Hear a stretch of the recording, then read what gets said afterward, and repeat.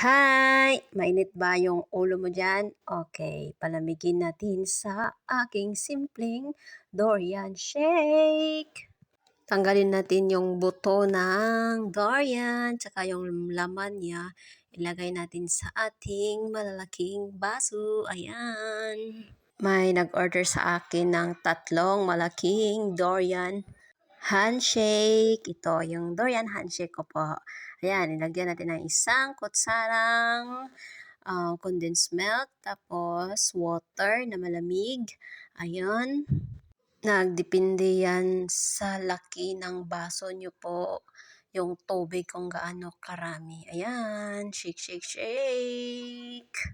Kahit isang kutsarang condensed milk lang, creamy na creamy to guys. Ayan, lagyan natin ng yellow. Ayan, masarap to.